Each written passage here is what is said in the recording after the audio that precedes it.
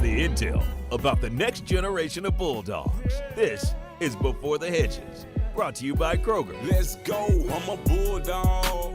So Georgia, who I'm picking. Hello, DawgNation, and welcome into Before the Hedges, brought to you by Kroger. I'm Kaylee Mansell with DawgNation recruiting insider Jeff Sentell here at Colquitt County High School, fresh off the commitment of four-star running back Jae Lamar. And man, I don't know if I've been to one that's been as emotional as this one. I mean, he had me crying at one point. Kaylee, the Road Dog Tour, we're here in South Georgia, and been to many of these. We were talking to Brandon Adams about this, and we saw real tears. We didn't see gator tears, crocodile tears, anything like that. This was a young man whose dream was to come and play at the University of Georgia. Wearing that number 34, watching that number 34 meant something to him. He grew up wanting to be a dog. Miami tugged and tugged, trying to pull him out and pull him away from Athens. But he told us, among many great things that we'll never forget, that he finally knew when he was leaving Athens after his official visit, he knew where home was. Well, what I loved about it, too, was that there was no detail that wasn't thought of beforehand. When you look at the cake from earlier with the red, black, and white sprinkles, they had cookies with the Georgia logo on them that you could actually eat. And then looking out into a sea full of people, everybody had on their Jae Lamar shirts with all the logos of the schools that it was coming down to. It's pretty interesting. Things I'll never forget, things that were unusual if you were watching it with us, and this is a veteran of many, many, many of these things. Jae Lamar came out in red and black. There was no subterfuge. There was no trickeration. He had, everybody wears these rubber bands. He had 6 Georgia rubber bands on. He was like, this is who I am. This is who I'm going to be. He was all dog. He grew up a dog, and he became a dog in public. He said he's shutting down his recruitment. That's what he told us after his decision today. But Kaylee, the story here is so rich. This is a young man, didn't play high school football until last year because he was acting up. He was getting in trouble. He was getting into fights.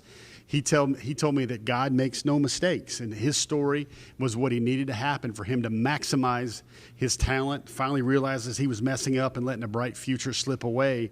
And then you have to love that viral soundbite when the national correspondent from On3 asked him, what can the dogs get used to? What are they getting out of Jae Lamar? And he said, you better get used to seeing me in that zone, baby.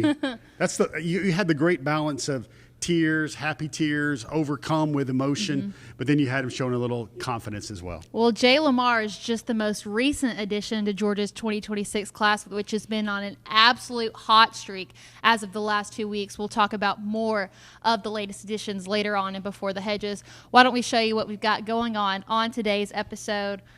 Georgia has been on a run, and it continues. Fire! I know. I mean, I don't even know if there's an exciting word enough to describe what's been going on. Probably need to spell it F-I-Y-A-H in big all caps because it's getting hot. I can only think of maybe 1 or 2 stretches ever. Georgia does this every middle of July, but never late June. Everything's moving up faster. The only other time I would think about it was right around the first early signing day in 2018. Excuse me. Well, Jae Lamar has only added to that flame, so we'll hear from him as well as his coach, Sean Calhoun, who compared him to a very interesting Georgia player. And then we'll talk about, hey, what's coming up next? Because you would think we've been on the road doing this so much lately, but trust me, we've got more to come here on DawgNation, and then we'll recap what's been a crazy week. Georgia picks up some guys, also loses a guy, so we'll get more into the details of that. And then with Kamari Brooks off the board as of Monday, there is a new #1 top target, so stick around to find out who it is. Meanwhile, let's go ahead and start with Jae Lamar. As we've been saying this entire time, wow, what Georgia has been able to do these last 2 weeks have been incredible, and Jae Lamar only adds to that. But we've had so many guys since. So what is it that makes Jae Lamar so unique compared to the guys that we've seen Georgia pick up recently? Highest rated in these last 4 recruits they've gotten, first running back for the class. Big, much-needed win for second-year running backs coach Josh Crawford. Folks, we do this for a living. There's only one top 10 running back that's signed with Georgia in the last 3 classes. That's Nate Frazier. Dogs need more of that. I think when they have a running game that's electric, that makes them a little bit more special. I think Jae Lamar can do that. He's been timed at sub 4.4 in the 100, but at the 40 meters now, sub 4.4 in the 100. That would be amazing. This would be a breaking story. But he's been 4.3, 4.36 guy. He's done that at 205 pounds. He's electric in space. So that's what's different. You get a little bit more of, weapons for Jared Curtis is like what we've said has been the theme of this class. And, Kaylee, we've got some video to show folks. It is as good as it gets here on Before the Hedges and DawgNation when you talk about raw emotion from a ceremony. Well, before we show that, one thing I do want to point out, too, apart from the quarterback position, a running back in this class was absolutely a necessity because they only signed one last cycle in Bo Walker, and so they knew that they had to put a running back in this class, if not multiple, so they finally get theirs today. Kaylee, it would have been a problem if Jae Lamar would have chose Miami. There'd been questions about Crawford. There'd be questions about, hey, Georgia needs to break off a little bit more cash, whatever it takes to get those type of backs, because there's two other backs I think Georgia's really in the running with. One of those is Savion Hyder. Man, that's going to be tough. The other one's Derek Cooper. That's also going to be very tough, although I think the Dogs might have a better shot there than with Hyder. And then after that, you start going way down the board. And when you go way down the board, those 80-yard runs and those 70-yard runs become like 30 and 20-yard gains instead of that big play. All right, I think it's time to go ahead and get to what is one of the most emotional interviews that we've probably debuted here on Before the Hedges. So this is Jae Lamar during his ceremony today, talking about a variety of things, but mostly what this commitment means to him. I noticed your bands. You didn't really want to try to keep that a secret, did you? A lot of people try to do misdirection. Why did you just come out with it today, wearing red and black? Why did that make sense for you? I just didn't feel the need to come out here and hide my decision. I wanted it to be clear where I was going. And I just wanted to make it feel home, you know what I'm saying? I feel like an absolute priority at the University of Georgia. And when I get there, man, I just want to make it the best that I can make it. I just want to go and I want to go compete at a high level. I'm emotional saying this, but Jay, it's amazing you're at this day. I know a lot of your story, the 2 years you didn't play high school football. What does this feel like to be here now? I see the emotions are just running through you. Like, what's going through your heart right now? I just thank God. I just thank God for backing me away from all the situations that I was in. And man, I just thank God, man. I'm honestly speechless about this day. But man, I'm just ready. I'm ready to go and play college, man. I'm ready to go out here and play for the University of Georgia. I'm gonna stop all this crying because I'm really happy. Man, you're awesome. This is real. Like, I remember you told me a couple months ago, God makes no mistakes. Yes, he sir. doesn't. You make no mistakes. What you went through right here puts you to this point. Do you think that really sets yourself up for this success right now? Yes, sir, it has. Man, if it weren't for God, I wouldn't be in the position I am in today, man. And honestly, man, I'm going to keep praying and keep thanking to God. I'm honestly speechless. Like, I really don't know what to say. I tell you what, you're doing great, and you've already created a viral clip. I don't know if you know that. People are already reacting to when they ask you, what are Georgia fans going to get? And you said, I guess that just came naturally. They're going to have to get used to seeing me in the zone. Is that the type of player you are, a big play dude? Yes, sir. Honestly, man, you can go ask any of my coaches. Anytime I tell my coach I'm going to score that ball, I'm going to score it. And I mean it. So here's what's refreshing about this to me is, anytime we go to one of these ceremonies, there's a certain level of emotion that's involved with it because at the end of the day, it's someone's dream coming true. But now we're seeing kids get offers so early in their career, 9th grade, sometimes 8th grade. But this is someone who didn't even know until the last year that there was even a possibility that he could play football at the collegiate level. And I think that's the real emotion that comes through in this interview.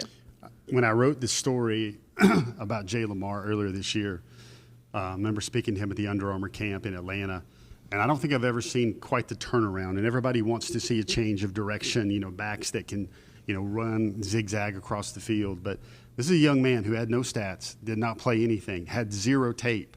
And I remember Coach Calhoun telling me, he's like, I think I got a guy down here. Mm-hmm. I just need to make sure we get some games in. We need to get the film out. And there was one play he made, it went viral on social media, where he caught a pass and out in the flat. He looks like he's Neo from the Matrix, like walking on water and bullet time and making guys miss. And he's really special. And like you felt that climb where this young man was just going to say, can I play football? Can I stay out of trouble? And now he's going to go play for his dream school, which is without a doubt one of the best programs in the country. Yeah, you mentioned head coach Sean Calhoun, who even when the cameras aren't rolling, you're always listening, you're always talking. And one of the things that I heard him say is we were telling him how great of a moderator he was for the ceremony. And he said, it's really easy when you've got a kid like that. And when you look back on his story, that's not necessarily something you think that he would say. So you can see how much he's overcome even just by the words that his coach said. Yeah, I think it goes maybe left unsaid, but when you see a young man show that amount of emotion at the podium, everybody's going to do it their own way, Kaylee. They can do the hat toss, and they could, some people are a little old school about that. They don't like that. But when you see a guy just breaking down with mom and grandma and aunts and members of his family are just he was just right here in front of us when, the moment really hit him when he was away from the podium, he was away from the cameras, and everybody started giving him a big hug. I'll never forget, he said, I'm speechless, man. I don't really know what to say, but everything he said was just in our business of capturing and chronicling these moments and showing you guys out there why they could be very special football players and ambassadors of the University of Georgia. That's what it's all about. And you had the chance to catch up with Coach Calhoun. You can go back and watch the Jae Lamar commitment ceremony to see the full interview, but he compares him to a former Georgia running back, but maybe not in the way that you would think. Still learning, because it's still amazing. He's played one season of high school football. One season, and so he's truly still learning football, but he is a bigger back than obviously Edwards was. But the toughness, they're the same because I know where they're from. And I know their physicality because of where they're from. And I know their love for football and for Georgia and their teammates, and they're going to give everything because I know where they're both from. And, of course, he's talking about another South Georgia guy in Dejon Edwards. But the important part is he's saying that I know what he's capable of because I know where he's from. And one thing you and I discussed, that South Georgia heat is something different. You walk 100 steps from the car to the cafeteria where we're at. Every single part of you is sweating, but they have to do that every single day in the dead of the heat. So I can understand now why South Georgia football players are able to make that transition to college football a little bit easier, because the grind here, it's like nothing else. Kaylee, this is a good thing. There's very much a big chip on every South Georgia player's shoulder.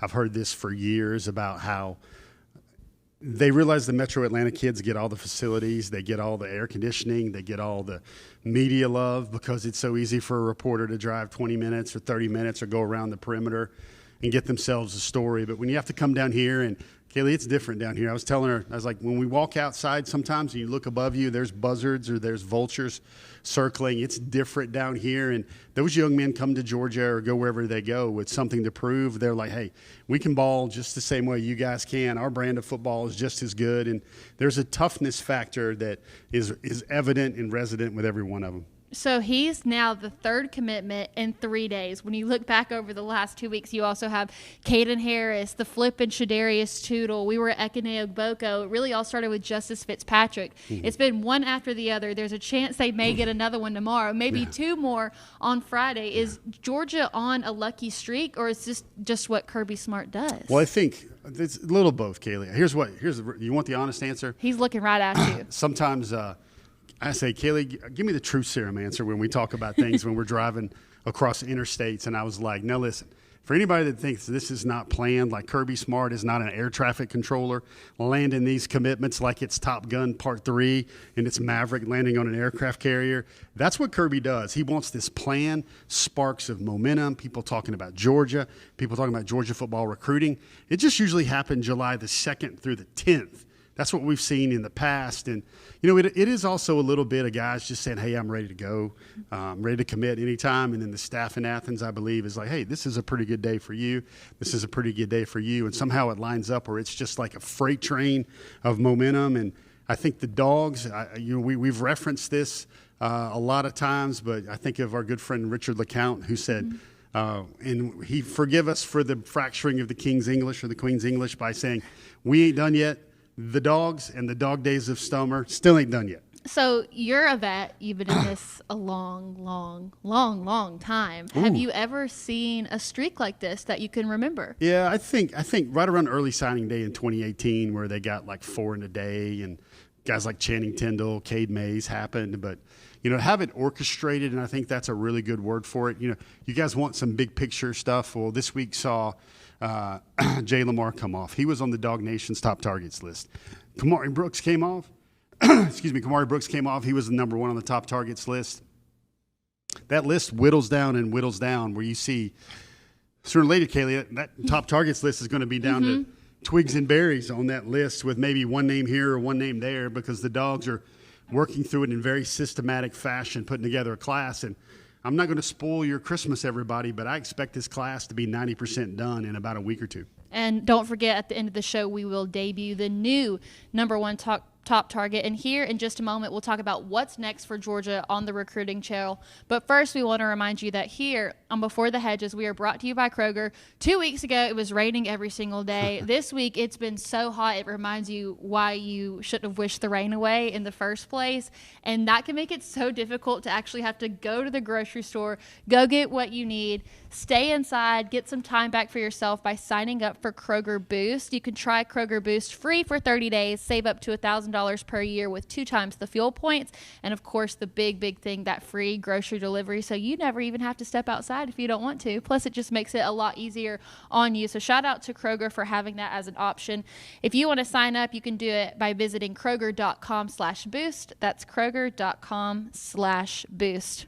Kaylee, it feels like Kirby has went through that Kroger app on his click list, and he's like, okay, I need a running back. Yep. All right, let me get a linebacker flip from Auburn. Let me get an offensive tackle from North Carolina. Let me get one of those more to come down the road Bulldogs as well. It's been a strong surge of momentum. I mean, hey, if I can say we haven't seen this since 2018, that's 7 years, folks. That's a long time. And if he's doing it that way, then right now he's got a wide receiver in his cart, and he's just waiting to buy it or see if it's in stock, and that's going to be Craig Dandridge, the wide receiver out of Cambridge. Now, DawgNation will be on the scene tomorrow. Starts at 4 o'clock. Tune into any DawgNation platform to join in live for that ceremony to see if Georgia can pull off another day of a hot streak. That'd be 5. That would be, could it get to 6, 7, and 8? Let's see. But little thing about Dandridge, the story kind of feels a little bit like Jae Lamar. He wasn't a freshman with every offer in the country. Nobody was telling him he was a 5-star. Like, a year ago, 1 year ago, like 1 week before Thanksgiving last year, Craig Dandridge had 0 offers. He had his first offer came on November 21st. That was North Alabama. And to see where he's choosing from today, there's Stanford, Tennessee, Florida, Georgia, Georgia Tech, Oklahoma. That's a Final 6. And he's very, very aware of how lucky he is to be where he is right now. Okay, so then how did he go from that position to now being the position that he's in? Was it just his growth over the season, or did he just mostly need the exposure? I think the film got out, Kaylee, where he had 1,400 yards and 14 touchdowns. He did it against Marist. He did it against some very big opponents that played good football. And I think the thing that really clicked is, he could show he was 6'1" and 175. But, Kaylee, he ran a 10.8. in the 100 meters this spring, and everybody's like, okay, kid plays fast on film, makes plays against good teams, can't be schemed out of the game. But, now he's fast too as well. And you put all those ingredients together, it's pretty much a no-brainer. You got to offer a kid like that. And you visited him at Cambridge not too long ago. You could tell that this is someone who's taking a lot of factors into consideration when it comes to the commitment. So this is Craig Dandridge on his journey of being very selective about choosing a team. How hard was this? Can you walk me through how tough it was? Was there a moment where one school was going to be it and then another school, like a football game, there's a back and forth? What was the back and forth like in your recruitment? It was for a moment in time, it was just every day I'm like, okay, this is it. Pray at night, okay, no, this is it. Pray at night, okay, this is the one. Pray at night, it's a new school. It's because it's all these schools, high character coaches, great programs, great people, great education. All these schools, and I don't want to ever diminish any other school. I'll never talk trash because those schools took chances on me when I thought I wouldn't even take a chance on myself. So I'm grateful for each and every school, even from my first offer being North Alabama to my last offer being Florida. Every school that has offered me and took a chance on me, every coach that's reached out. So that's when I was it's kind of the relationships I built with these coaches, I don't want to let them, I hate having to be Coach, I choosing another school. Because, like, it's like they take the time, the money, the effort to reach out to me and build a relationship with me and my family, fly us out, take us on these trips, but it's like I can only choose one school. So it's like it was always a back and forth because I was just like, okay, now this is a good school. This is a good school too. But they're all good. You gotta realize these are all good schools. Like, So it was at one time maybe every one of your Final Six? every one of my Final Six was even my number one at some point. Wow. Okay, I'm trying to figure out a way of how to say this, but he sounds like stressed in the nicest way possible. Like, he just doesn't want to hurt anybody's feelings, doesn't want to diminish other schools. I absolutely love that. So I imagine that tomorrow when we're at the ceremony, it's going to be one of those decisions where you can almost feel that relief coming off of him that it's over. He was funny. He basically, you saw a little bit in that clip where he's basically said it's this school one day, this school the next day. One of the schools on his list is Stanford, and hey, folks, this is a DawgNation program. And listen, I know you guys like it when we say great things about the red and black, but I'm gonna tell you what: a young man that chooses Stanford, ain't nobody in the world that's gonna disregard that. Really, when your name is when that Stanford name is on your resume and you're applying for a job, I think you immediately get an interview, if not the job. He realizes the 40-year implications of that. This guy's so resourceful. He even said several things great about Florida and their Gator Made program. Oklahoma, he visited them. He got to see the new offensive coordinator there. He got to see the transfer quarterback. Tennessee, his dad is a University of Tennessee alum. He used to live in the Memphis area. Georgia Tech, he counts Brent Key among his best relationships. Solid stand-up guy. So the Dawgs, and then they have James Coley, who's wanted him since basically for several months now, has felt he's got to have him. And that decision will be made at Cambridge High School. That's in the Milton area. We've never been I've never been there before. They don't normally have big-time players, so that will be interesting and one to watch tomorrow for sure. Yep, tune in tomorrow at 4 p.m. We usually start the broadcast a little bit earlier, but the decision will be made at 4 o'clock to find out where 4-star Craig Dandridge will wind up. So that's where DawgNation is going to be. But look, there's a bunch of other commitments that the Dogs are tied to over the next 2 weeks. So we'll touch on some of the important ones.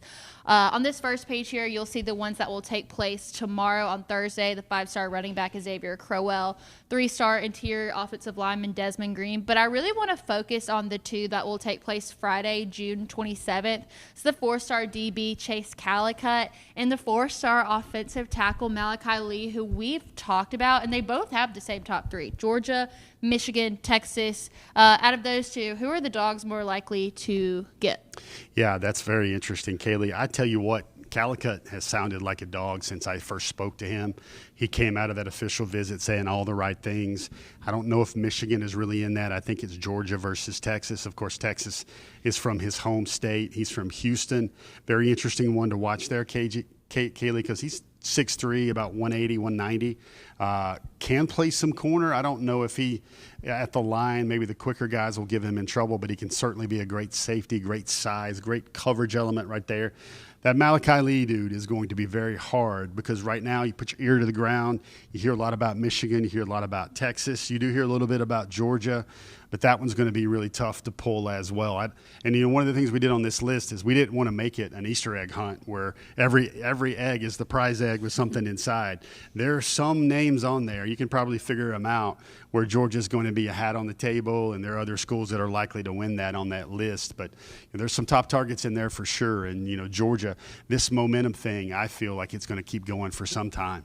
Yeah, these next 3 that we'll show to you on the screen here, I feel like Georgia's going to be a hat on all 3 of them. We'll start with the one that's going to take place Saturday, June 28th. It's where the 4-star defensive lineman James Johnson, who Brandon Adams actually highlighted a lot on last Friday's episode of DawgNation Daily. Is Georgia really a contender between them, Miami, and Texas in this? I think so, Kaylee. I think there's a lot of late buzz with James Johnson. Remember, Georgia was his leader, and then he kind of did the world tour, and man, Miami had a lot of great things to say. Texas had a lot of great things to say, and you hear a lot of late noise here with precincts reporting about Georgia and James Johnson. Now, the thing I wonder about, Kaylee, is there's also a very talented young man. We're going to mention him a little bit later in the show, Valden Sonné out of Sweden. Might be the top defensive lineman left on Georgia's board, might be one of the top guys left on Georgia's board. You try to find a path doing this the way I do, where is there any way Georgia can, retain Seven Cloud, but also sign the very top of their list in this class. Right now, the information I'm hearing is that it's going to be either one of Valdon, Sonnet, or Johnson, but there is renewed hope there with James Johnson on the weekend as well. Well, then we've got two that take place June 30th, the 4-star Preston Carey and the 4-star PJ Dean. PJ Dean, someone who I feel like when we get to the end of the show and we do our top targets and those that fall just off the top targets and just off the list, he's kind of bounced back and forth. So I've never really known where things stand with him at this point in time, but Georgia is a part of his final three: Georgia, Ohio State, and South Carolina. So what do you expect from the PJ Dean commitment? Rare moment of clarity I'll give you guys. If I had to say right now, I think he will become a Dawg. His half-brother, Jared, played at Georgia, played one season at Georgia, went on to be a draft pick, high draft pick, day 2 draft pick in the NFL draft.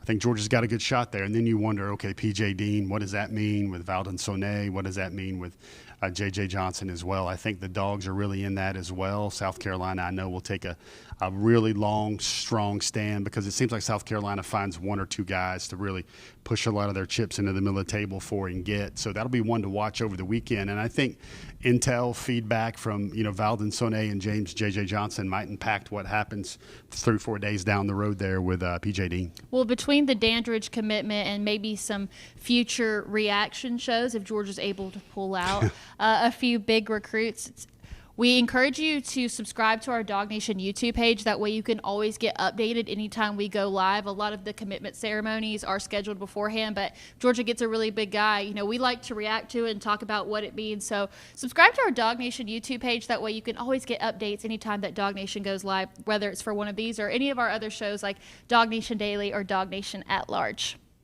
All right, so we talked about what's ahead. Now we got to look back at this week. Of course, you and I were at Kamari Brooks, and then last week we were at Ekene Ogboko. Who has been the biggest commitment of the week to you? Without question, I think it's Brooks. We'd be hypocritical if we said anything else. That was the number one guy on the top targets list, had the David Pollock seal. He was the only guy Georgia really seriously recruited at edge for his class. So that was kind of a swing for the fences, all or nothing guy right there. Again, we had that air traffic controller theory with Kirby, and, Kamari was Monday. Corey Thomas was on Tuesday. Today was Jae Lamar. Potential Dandridge tomorrow. Potential Calicut. Potential Lee. Potential Johnson. Potential Dean. Just keep going down the track there. But I think Brooks, there's no way this would be, if anybody wants to hype up like, Dogs are on fire. Like, one thing I get when I talk to a lot of reporters around the country is they get the sense that Georgia has figured out a way to manage this mess right now in recruiting, was still trying to find the top of their board and get it into the class. Kamari is definitely the example of that. And, the whole air traffic controller theory that I keep circulating here a little bit, the only one that wasn't planned was the impromptu Shadarius Tootle flip on Sunday, where he flipped from Auburn, when a lot of people thought maybe that he might end up at Michigan or Baylor. And, this was one that he visited way back for the scavenger hunt, and he came out of that thinking that Georgia was his leader, but he was still committed to Auburn. And then he visited Auburn like 2 weekends ago, and you heard nothing happen. So it was like, what's going to happen here? Is anything going to happen here? And he flipped to Georgia and really started this gangbuster run they're on right now. Well, I think the secret sauce has to be the relationships that Kirby's assistants and Kirby himself established with these young guys. Because I think for someone like Kamari Brooks, you could tell that went a long way, because even his coach told us, hey, I thought it was going to be Bama. And then Kamari points to a variety of reasons that it ended up being Georgia. But one of them had to do with his relationship with the assistant coach Uzo Duribe. So this is the grade that he gave him on his recruiting. What's your report card for how Coach Uzo Duribe recruited you? What kind of grade would you give him for how he did his job here? A+. Great job of what he did. The way that he recruited me, I feel like I get a lot of players down the line the way that he does it.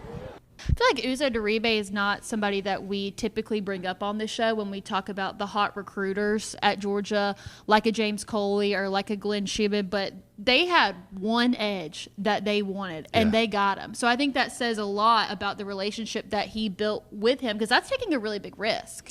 He's a guy that has to be very specific with his targets. Kaylee, remember last year Chase Linton was who he wanted.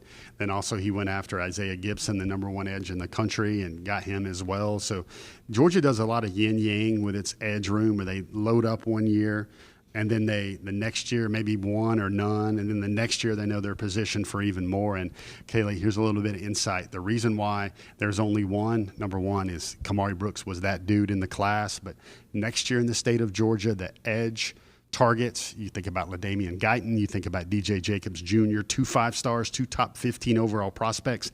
We've never seen an outside linebacker class as deep in the state of Georgia as it will be next year. So it's all very calculated, Kaylee. There's always plans and schemes behind every move Georgia makes. Well, maybe he can take some of those skills that he got from Uzo Duribe and be able to flip it around and now become a recruiter for this class, because that is one thing that he mentioned to us, is that he's willing to talk to anybody who wants to be a dog. So this is what Kamari had to say on being a recruiter for the class of 2026.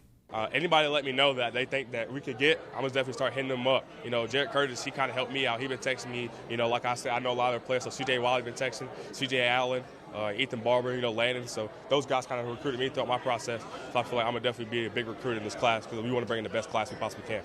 Perhaps my favorite story that we heard from the Kamari Brooks commitment is one that I've read in your articles, but I think hearing it from Kamari's coach himself, like, it actually gave me chills. I don't want to give away too much on it. I just want you to tune in and really listen to what Kamari Brooks' coach had to say about a time that Kamari stepped up.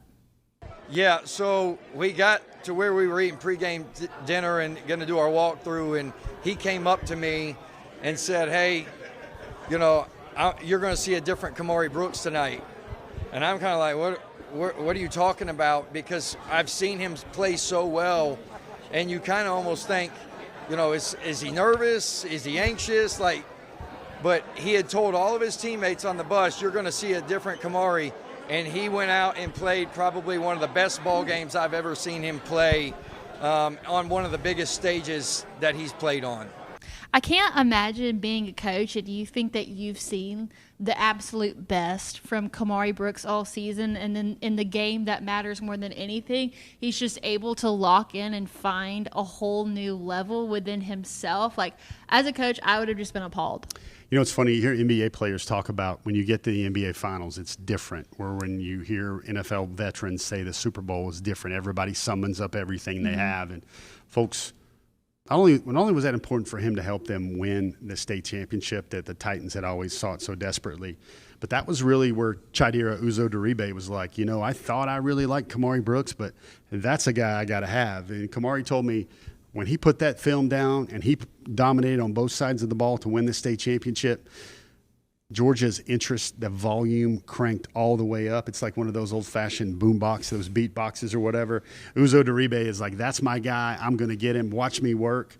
Watch me put in this work, and that's exactly what they did. So there's no question that this has been a very successful week for Georgia recruiting, but we do have to acknowledge that there was a decommitment, and that came from the 4-star wide receiver Vance Spafford, who was out of California. Now, this didn't come as a huge shock to Georgia fans because we had known that he had been flirting with other schools. I mean, is this someone that could be almost replaced with the talents of Craig Dandridge? Different kind of guy, because I think when I look at Dandridge, I think that guy could maybe be like a Terrence Edwards type receiver, can play the X. I even talked to Terrence about Dandridge a while back, and he says, I think he can be an X, even though he can play the Z, he could probably play the slot. He's got the wiggle.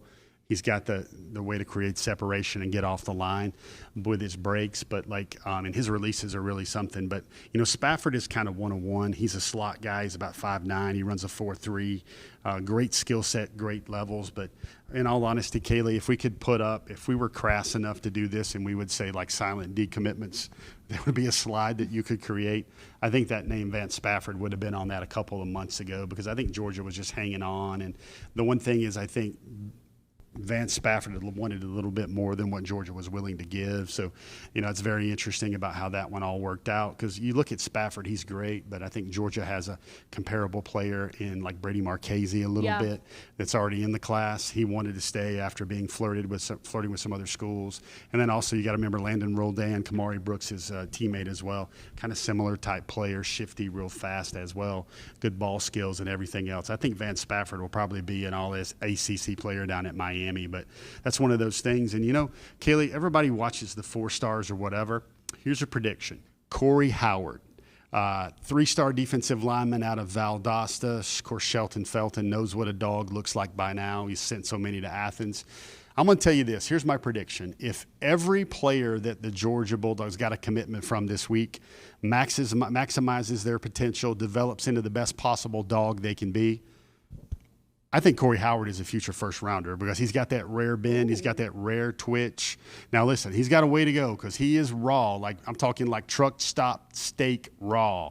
But, like, if he develops, that light bulb comes on, 6'5.5" and 266 pounds does not grow on trees. That's what everybody wants, and that's kind of fits that skill set that Georgia developed so very well in a guy like Michael Williams. So even though he's the 3-star and he's the lowest rated guy this week, that guy has probably the most untapped potential so far this week. Okay, so I have to tell you, all week I have been so excited. I have been waiting to do our class breakdown, because now it's becoming super visually appealing, because you just keep adding names to the list and you get sectors that are filled out. So we're going to go ahead and get straight into our class breakdown, starting with the offense. Of course, 5-star quarterback Jared Curtis. Georgia adds a running back today in Jae Lamar. I really want to focus on the wide receivers, and we touched on this for a second, but now they have Brady Marchese and Ryan Mosley. There's a chance that they get Craig Dandridge tomorrow, but with Vance Spafford's decommitment, say Georgia were to get Craig Dandridge, would they go after a 4th wide receiver, or do you think they would be content with having 3 because they signed such a large wide receiver class for 2025? Very interesting, because you don't know which one of those guys that came in via the portal will come back for a second year. Like Kaylee, hypothetically, Zachariah Branch could come back for a second year, and then that would certainly offset any loss of a Vance Spafford.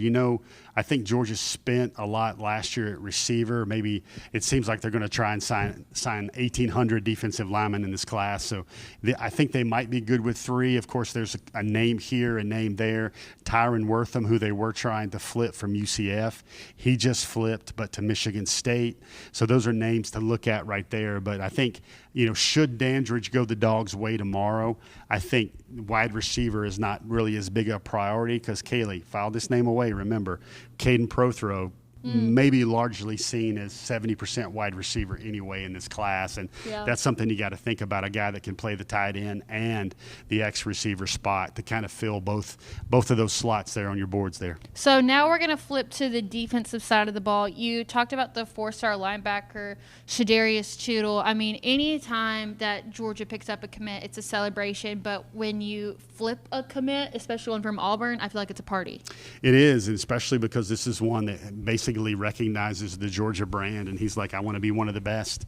And if you're going to be one of the best, why not play with the best? You're hearing that from a lot of kids. That's what Corey Howard even said when I spoke to him before his commitment earlier this week. So he's a guy 6'3", 210, fits the profile. If Schumann wants him to play linebacker for his room, enough said. There's really much more left to say than after that. And then, Kaylee, what gets interesting there now is it's like, who's the other linebacker? Is it, of course, Tyler Atkinson? Nick Abrams just went to the national camp put on, the 5-star challenge put on by Rivals and On 3. He looked like a mutant. He won the linebacker MVP. He had 84-inch arms, like he told us before. Very much looked the part. Georgia is one of his Final 4. There's him to think about. There's obviously Tyler Atkinson, who we just mentioned, and then the name Isaiah Williams still keeps hanging around there as well. That's a guy that I think is working on his 5th commitment right there as well. So that's one to watch as well. I may be a little bit biased, but I love when we get the opportunity to put together a special team slide, because it doesn't happen every single cycle. We were on the Drew Miller wave for so long. Yeah. Now we finally got 2 on the board for special teams. You've got kicker Wade Register and then 3-star punter Heron Zerkat. Zerkat. Zerkat. Yeah. It's going to take me a minute. Yeah, so things to know about this, and all you need to say is one's rated as the number one punter in the country. Wade is out of Dublin, Trinity Christian. That's a small private school down there in middle Georgia. And then you've got Haran, who is out of Pittsburgh, Pennsylvania, the number one kicker in the country. Number one kicker in the country, number one punter in the country. Of course, not too easy to make the point that you can't do much better than that. So now we get to the top targets portion of the show. We've had some big changes this week. We'll look at the first page of top targets. You briefly talked about Nick Abrams earlier. Let's focus on the 4-star tight end Braden Fogel, because now we're getting into that point in the cycle where there's different people and you have to start talking about what the numbers look like. And you mentioned Caden Prothro, who we now know is going to make his decision in July, but they see him more as a wide receiver than a tight end. So would Braden Fogel be the other piece to what's already Lincoln Keys in that room? I think so. I think that's the most likely thing. Maybe it is a matter of, hey, does Georgia get another tight end? Or would they let kind of Caden Prothro be like the hybrid between both position rooms right there? I know Fogel can play. I know he's a playmaker. He's one of those athletes, basketball player types that Georgia likes to put there at the tight end position, and that's a name to watch, especially if Georgia and Coach Hartley deems it worthy that, hey, I need another guy. And maybe you might see something happen in terms of, hey, is Oscar Delp going? Is Lawson Lucky going? You know, how might that room thin out after the 2025 season? Looking at our next page of top targets, the first three guys, James Johnson, PJD, Craig Dandridge, by the time we do this next week, we'll know where every single one of those guys is going. That just leaves Tyreek Green, who's a safety who was in the top 5 last week. Now he drops. Is that just because there are other people that are more recent, or what was the decision making behind moving him down? Because there's a guy that made a big leap up into the top 2 or 3 or whatever with a bullet. I think Tyreek, obviously Georgia loves him. He loves Georgia. It'd be interesting to see. I think his decision has been planned for the middle of July as well, kind of around that July 12th, July 14th type time frame right there. So, you know, big man out of Buford, big athlete out of Buford, plays a lot of positions, certainly a football player. This is one of those guys that when you know Kirby Smart has had a hand in recruiting him, you know he's a big-time guy. And you know he's a big-time need for this class. Now we'll get to our top 5, all new. At number 5, you have the 4-star quarterback, Chase Calicut. 4-star offensive tackle, Malachi Lee, comes in at number 4. Then you've got Caden Prothro in the 3 spot. And then here's that big jump you were talking about. Yeah. A defensive lineman in Bowden Sone, who's basically just come out of nowhere and debuted it too. And you just don't do that for just anyone. So what about him do you see that's like, yeah, this guy now needs to be one of the top prospects for Georgia? So he can move, Kaylee. They call him the big ticket, out of Sweden, 6'4", 315. Kaylee, he looks like he's 280. He looks like one of those basketball power forwards. He camped about anywhere he could camp to get better. Georgia loved him in June. Georgia worked him out again. They loved him again. He took his official visit this past weekend when a lot of schools wanted to have him in for the OV. And I think, you know, the relationship between Georgia and PPI recruits is real. And, you know, Valden has one of those guys that the feet, their first-rounder feet, the twitch, the hands, the aggressiveness, the way he can make plays. Kaylee, when you get a big man that can move like that, and there are clips all over the internet of him really looking like the Big Show or whatever, that moves mountains. That really gets Trey Scott's attention, Kirby Smart's attention, and that young man is a priority right now for the Dogs. As we said earlier in the program, see how it shakes out with P.J. Dean and see how it shakes out with James J.J. Johnson. I know there are different position fits there specifically, but you can't sign all those guys. Well, Tyler Atkinson returns to the number 1 He spot does. after a pretty long hiatus. Yeah. Is it going to be a scenario where Tyler Atkinson stays at number 1 until he makes his decision? I think so, because he's just a phenomenal football player. Like, if we're being very candid, maybe the reason he went from 1 to 2 is I thought the signability was going to be very high and a very high degree of difficulty to sign Tyler Atkinson. Well, turns out the recruiting process is kind of working its way through here, and maybe it's not going to be as expensive or as hard to sign Tyler Atkinson, or maybe he just thinks he feels like there's a lot of stuff he really likes at Georgia to weigh among all other options. But end of the day, Kaylee, that guy is a bona fide ball player. He's going to hit and hit big at the college level, and I think that's an easily debatable position to put Atkinson back at number 1 this week. So I want to end on this because I've seen some fans speak out about it on social media. There was a point in time before all this started happening where people were saying that Georgia recruiting would struggle in the NIL era, being able to keep up with the financial backing of some other institutions. But what we've witnessed these last 2 weeks, it's been not like anything I've ever seen. So to all the people who thought that Georgia was going to struggle to keep up with the new era of college football in terms of recruitment, what do you have to say?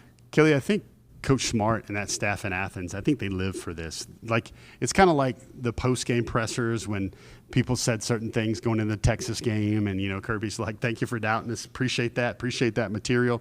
I think they feed off this stuff, and I think, you know, listen, folks, we've seen this movie 19 times. It's like Mission Impossible. It's like Fast and the Furious. Fast and Furious. If there's going to be some recruiting done and there's a rule book and you give that smart fella in Athens a chance to go about his business, it's going to be elite. It's going to be elite over and over. We've seen that. I mean, you know, Georgia's not going anywhere on the recruiting trail. You can money whip the program in certain areas. You can come poach the top targets list or whatever. They're going to find a way, and right now they're really finding a way. I think the big thing we've learned, Kaylee, is that maybe they lose on a Cantwell, maybe they lose on a Mark Bowman, but they're like, all right, I'm your Huckleberry. Mm-hmm. We're going to do something with those allocated funds, and we're going to make that rest of the class pretty sporty as well. All right, so that's going to be it for today's episode of Before the Hedges. Don't forget to tune into the Craig Dandridge commitment ceremony tomorrow at 4 o'clock on any DawgNation platform. We'll see you then, and we'll see you on Before the Hedges